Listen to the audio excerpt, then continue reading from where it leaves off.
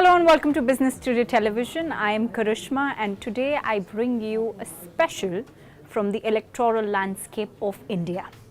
Today we will delve into the fiscal math of Andhra Pradesh. In the lead up to May 13th elections for the 175-member assembly, Andhra Pradesh fiscal health is under scrutiny. The state that enjoyed a revenue surplus for at least 5 consecutive years until Telangana's formation in 2014 when the bifurcation happened, has struggled to balance its books since 2019 when the new government under YSRCP party led by Jagan Mohan Reddy took over. The revenue deficit hit 3.3% of Andhra Pradesh's gross-state domestic product in 2022-2023. It was at 0.7% in financial year 2022, and post-COVID, the revised estimates were close to 2.2%. Under the previous TDP party, the revenue deficit was relatively contained, never exceeding 2.5% of the GDP, which was in FY17. Now, we cannot ignore the big challenge that states had to fight was the COVID crisis, which strained most states' revenues. Besides this, the global inflation, conflicts across West Asia impacted the overall revenues at both states and centre. The upcoming Lok Sabha election has the YSRCP, led by their populist leader Jagan Mohan Reddy, challenged by the National Democratic Alliance, which is of course comprising of the TDP, the BJP and the Jan Sena party led by Tollywood actor Pawan Kalyan. The Congress-led India bloc, INDIA, is also contesting elections. The state government's fiscal deficit remained within the permissible limit only once under the Jagan Mohan Reddy's rule in FY 2022. The centre relaxed the fiscal deficit limits for states due to COVID-19 pandemic, allowing up to 5% of GSDP with certain conditions for FY21. However, Andhra's deficit touched 5.6% that year, and it was also 4.1% during FY 2020, exceeding the permissible limit of 3% at that time. The deficit stood at 4% of state GDP in FY 2023, and it is projected to rise to about 4% in FY 2024. States are now permitted a fiscal deficit of 3.5% of their state GDP with 0.5% for the private power sector reforms. Now, under the TDP rule, the state government's fiscal deficit met the permissible limit of 3% of state GDP only in 2014-15. The YSRCP regime's widening fiscal deficit has increased the state's burden.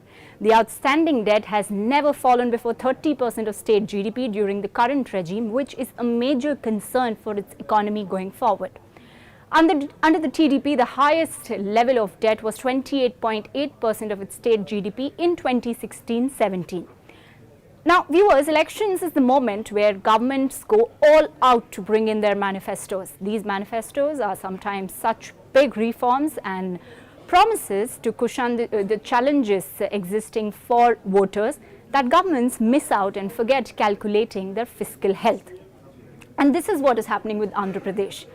Current Chief Minister Jagan Mohan Reddy in the party's manifesto has promised to increase annual financial assistance to farmers under its Raitu Bharosa scheme to rupees 16,000 from the existing 13,000.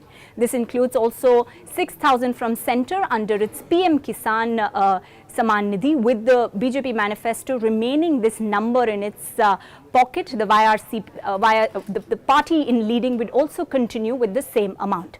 Now, the party has also pledged to raise the welfare pension to rupees 3,500 from the current 3,000 and to enhance other benefits to women and weaker sections of the society. Now, the joint election manifesto of TDP, BJP and JSP alliance, called the Praja Manifesto, is about to be released in few hours from now. The first part of the manifesto, however, which was recently released, spoke about the focus on Super 6, that is creation of 20 lakh job opportunities to youth, unemployment allowance of rupees 3,000 per month until they get jobs, rupees 15,000 per year to every school-going child, financial assistance of 20,000 per year to farmers, and of course supplying free gas cylinders to every household per month. Now, rupees 1500 per month to also every woman above the age of 18 years is also one of their manifesto points.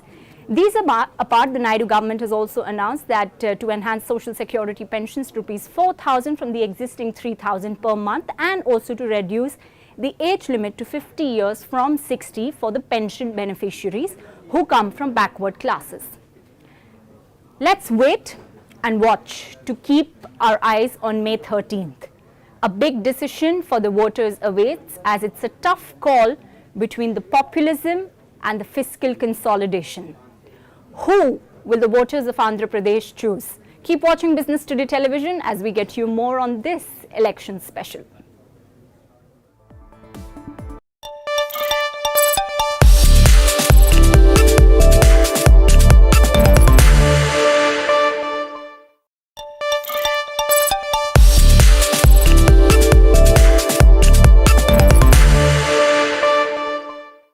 Hello and welcome. You're watching Business Today TV. I'm Sakshi